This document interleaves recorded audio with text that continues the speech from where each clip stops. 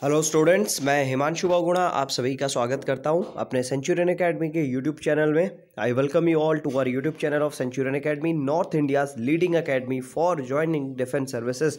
Students, अगर आप किसी भी रिटन एग्जामिनेशन की प्रिपरेशन कर रहे हैं, वो आइदर एनडीए का है, सीडीएस है, एयरफोर्स, एफकैट, ग्रुप XY या फिर नेवी का एग्ज़ाम है, या आप एसएसबी इंटरव्यू की प्रिपरेशन कर रहे हैं, तो आप एकेडमी हमारी ज्वाइन कर सकते हैं।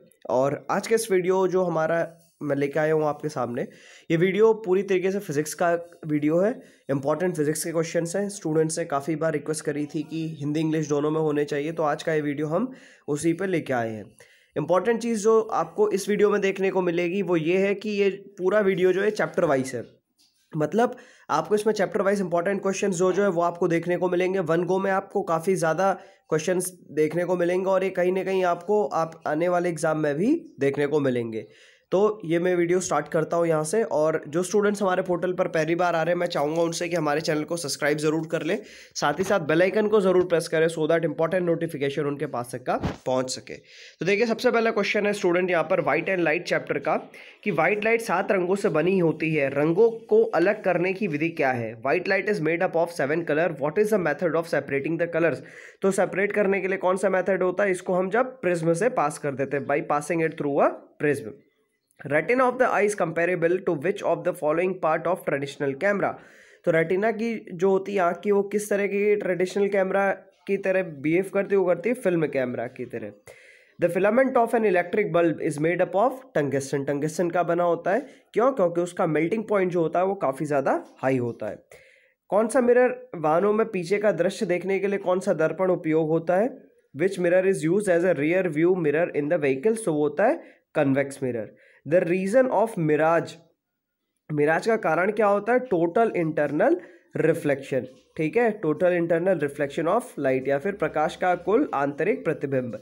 The colour of light is determined by its, जो कलर है, कलर की जो लाइट का कलर होता है वो कैसे डिटरमाइन करा जाता है? वो करा जाता है वेवलेंथ के बेसिस पे। ठीक है, तरंग दैर्घ्य के बेसिस पे।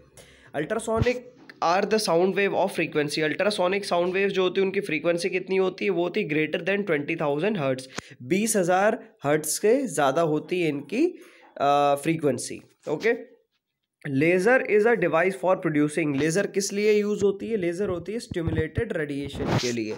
What type of electromagnetic radiation is used in the remote control of a television? तो उसमें कौन सी होती है? वो होती है इंफ्रारेड वेव्स। ठीक है, infrared wave use electromagnetic radiations होती हैं किसमें? जो टीवी के रिमोट में होती हैं। ओके, नेक्स्ट क्वेश्चन देखिए। अब 100 what bulb is kept switched on for hours, the unit of electrical energy consumed is, तो इलेक्ट्रिकल एनर्जी कितनी कंज्यूम होगी यहाँ पे? 0.4 यूनिट। ठीक है, 4 घंटे के लिए, फॉर 4 आवर्स है लिखा हुआ है। ठीक है, मतलब 4 घंटे के लिए 100 वॉट बल्ब का जो उसको ऑन करा जाता है, तो यूनिट कितनी कंज्यूम होगी, या फिर पावर कितनी कंज्यूम होगी? तो वो होगी 4 यूनिट। ओके, नेक्स्ट क्वेश्चन देखिए students. The critical angle for a light passing from glass into air is minimum for, तो किसके लिए होती है? वो होती है वॉयलेट लाइट के लिए।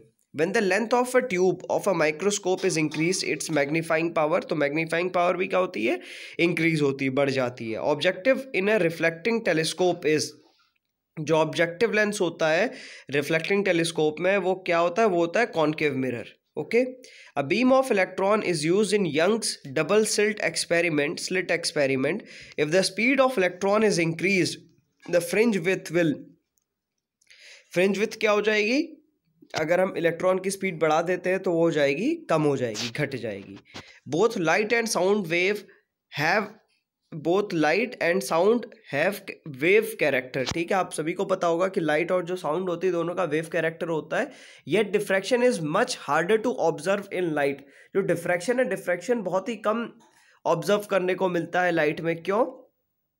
रीजन क्या है इसका? ये है कि wavelength of light is smaller rather small. ठीक है, प्रकाश की तरंग लंबाई कम होती है, वेवलेंथ क्या होती है?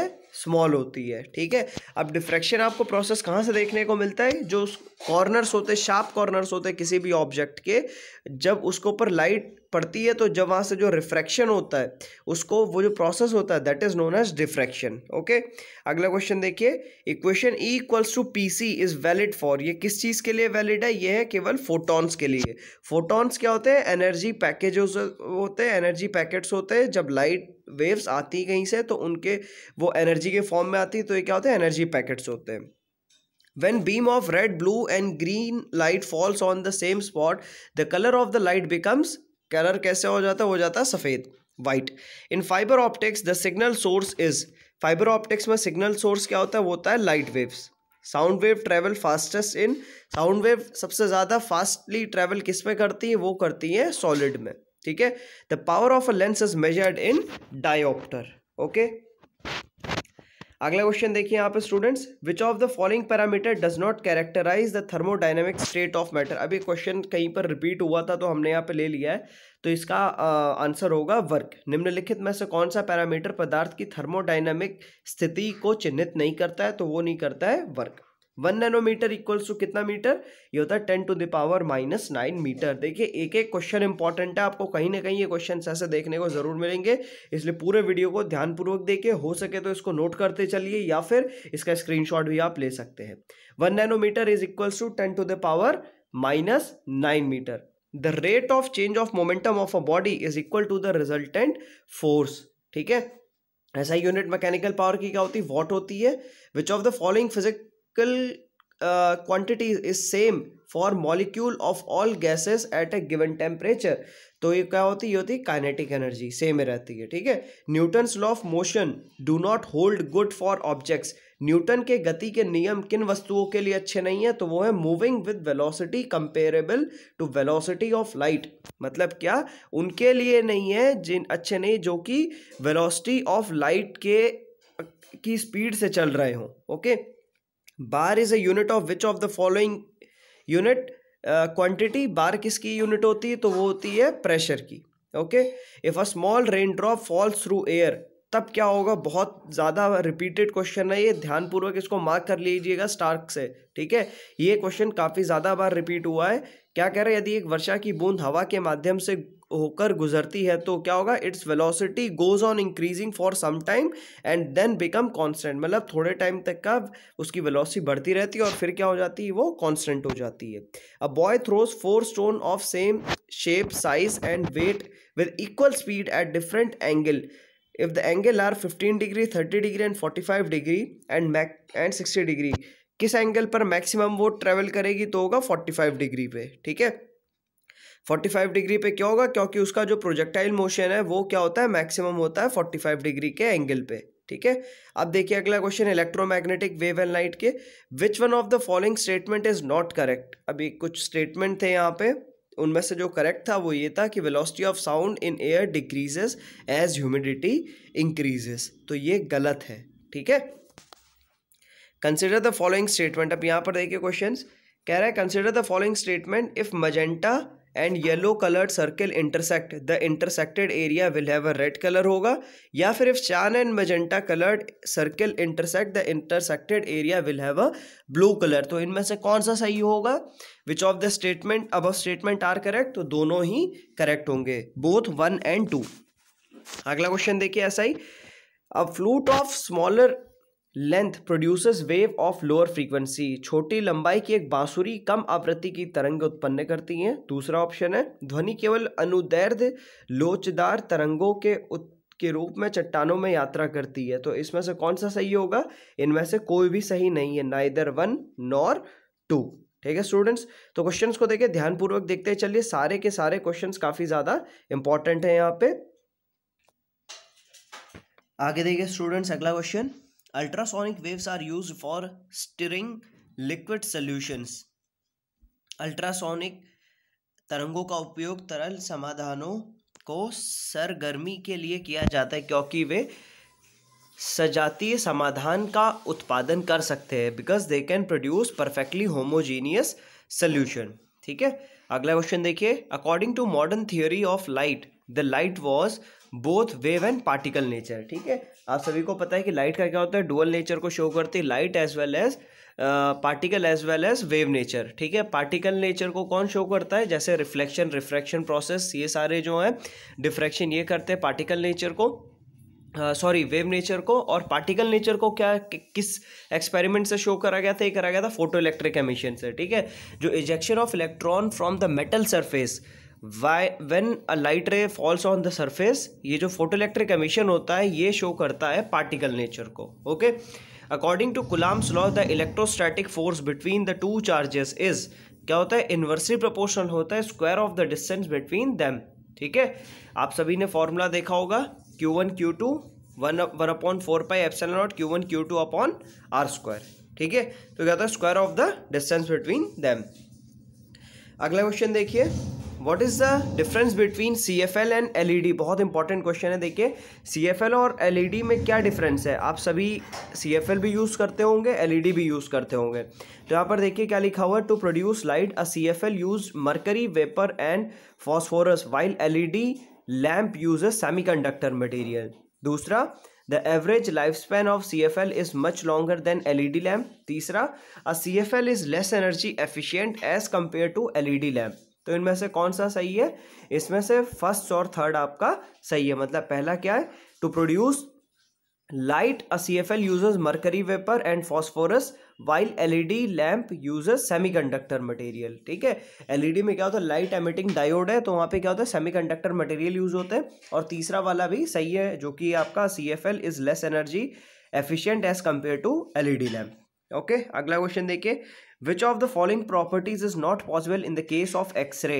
एक्सरे में कौन सी पॉसिबिलिटीज नहीं है, तो इसके ऑल ऑफ द अबव था इसका एक क्वेश्चन, इसके और बाकी ये आंसर यहाँ पे लिख दिए गए हैं, तो इस क्वेश्चन को आप स्किप कर सकते हो यहाँ पे। लेकिन हाँ, आपको इस ये क्वेश्चन एक्सरे का आ गया तो मैं आपको इंपॉर्टेंट चीज़ ये बता दूँ कि एक्सरे को डिस्कवर किसने करा था, ये करा था प्रोफेसर रॉन्जन ने, RONGTEN, रॉन्जन, प्रोफेसर रॉन्जन ने इसको डिस्कवर करा था। ठीक है, अगला क्वेश्चन देखिए, if alpha beta gamma rays carry some momentum which has the longest wavelength. अगर अल्फा बीटा गामा कोई मोमेंटम है उसके अंदर, तो सबसे ज़्यादा वेवलेंथ किसकी होगी, तो वेवलेंथ सबकी सेम होगी। ठीक है, अगला क्वेश्चन देखेंगे अब, a lift on a plane is based on, a lift of a plane of an airplane is based on, किस पे बेस करता है, वो करता है बर्नौलीज प्रिंसिपल पे।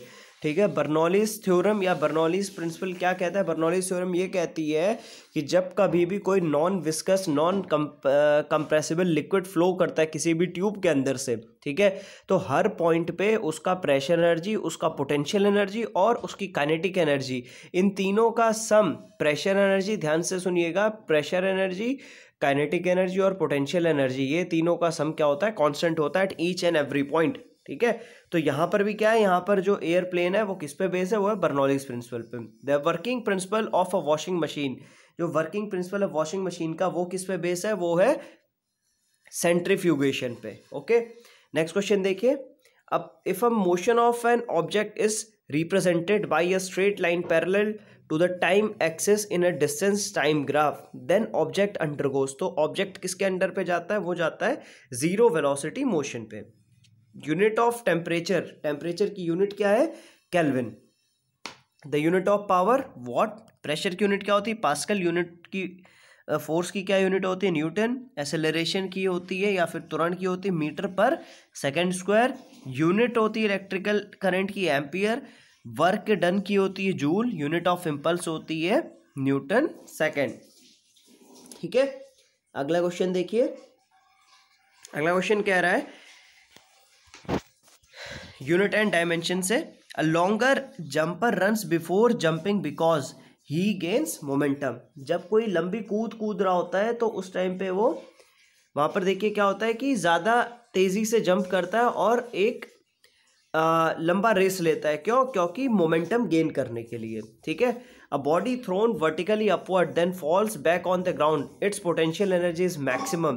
कब वो उसकी पोटेंशियल एनर्जी कब मैक्सिमम होगी, जब वो मैक्सिमम हाइट पे होगा। क्यों, क्योंकि P इक्वल्स होता है mgh, mass into gravitational g into h, height. ठीक है, one feels heavier in a lift when the lift just began to go up। जब लिफ्ट ऊपर को जाने लगती, वेटलेसनेस फील होती। क्यों होती है? क्योंकि जो बॉडी का रिएक्शन फोर्स है वो आपका जीरो हो जाता है। अब देखिए क्वेश्चन इलेक्ट्रिसिटी एंड मैग्नेटिज्म से। व्हेन एक आदमी द्वारा जमीन पर डाला गया दबाव सबसे अधिक कब होता है? तो कब होता है यहाँ पे? अच्छा, ये क्वेश्चन कुछ और है। यहाँ पर देखिए, एक आदमी द्वारा, जब एक आदमी कहीं पर खड़ा है तो प्रेशर कब मैक्सिमम होगा? जब वो एक पैर पर होगा कि दो पैर पर होगा? तो इसका आंसर होगा एक पैर पे। क्यों? क्योंकि pressure is inversely proportional to area, P equals to F upon A। ठीक है, अगला क्वेश्चन देखिए। of the two bulbs in a house, one glows brighter than the other, which one of the following statement is correct? तो कौन सा correct होगा? The dimmer bulb has larger resistance. मतलब क्या? जो कम बल्ब जल रहा है उसका क्या होगा? रेजिस्टेंस ज़्यादा होगा। समझिएगा, करंट दोनों पे सेम आ रही है, लेकिन जो रेजिस्टेंस है, जो प्रतिरोधक क्षमता है, जो कम बल्ब जल रहा है उसकी क्या है? ब्राइटर जलने वाले से ज़्यादा है। ठीक है, अगला क्वेश्चन देखिए। Dipole placed in a uniform electric field experience, एक ध्रुवीय एक समान विद्युत क्षेत्र में क्या अनुभव करेगा? तो करेगा केवल टॉर्क। ठीक है, टॉर्क मतलब टॉर्क क्या होता है? अगर आप बता सकते कमेंट सेक्शन पे तो इसको ज़रूर लिखिए। A close surface has an electric dipole located inside it, the net electric flux emerging out of the surface कितना होगा? जीरो होगा। ठीक है, बहुत इंपॉर्टेंट क्वेश्चन है। इसकी आपने शायद, मेरे ख्याल से आप लोगों ने डेरिवेशन भी इसकी अपने 12th के एग्जाम में देखी होगी।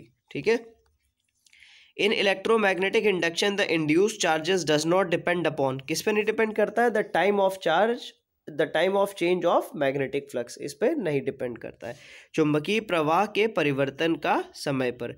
Lenz law is a consequence of law of conservation of energy. The unit of electrical resistance of conductor, electrical resistance का यूनिट क्या है? इकाई क्या है इसकी है ओम। अगला क्वेश्चन देखिए।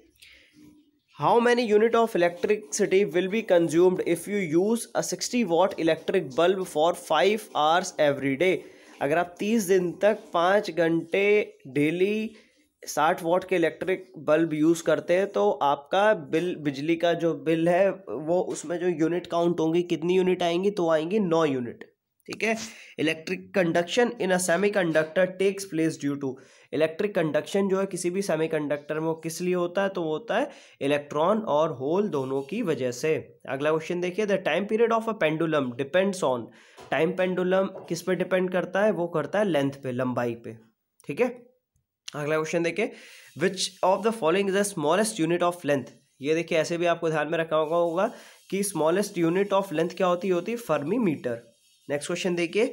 A man is standing on a boat in still water if he walk toward the shore, एक व्यक्ति स्थिर पानी में एक नाव पर खड़ा है, यदि वह किनारे की तरफ चलता है तो नाव पर क्या असर पड़ेगा? ये आपको बताना है। ठीक है, तो नाव पर क्या असर पड़ेगा?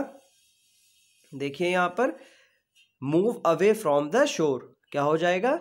नाव दूर को जाने लगेगी। आपने पहले भी देखा होगा कि जब आप कभी भी बोट पे खड़े रहते हो और एक बैंक किनारे की तरफ को आते हो और नाव से जब आप आगे की तरफ को कूदते हैं या जंप करते हैं बाहर को, तो नाव क्या होती है? पीछे की तरफ को आ जाती है। ठीक है, क्यों आती है? इसका रीजन आप कमेंट सेक्शन पे अगर लिख सकते हो तो जरूर लिखिए। 1 micron represents the length of 10⁻⁻6 metre.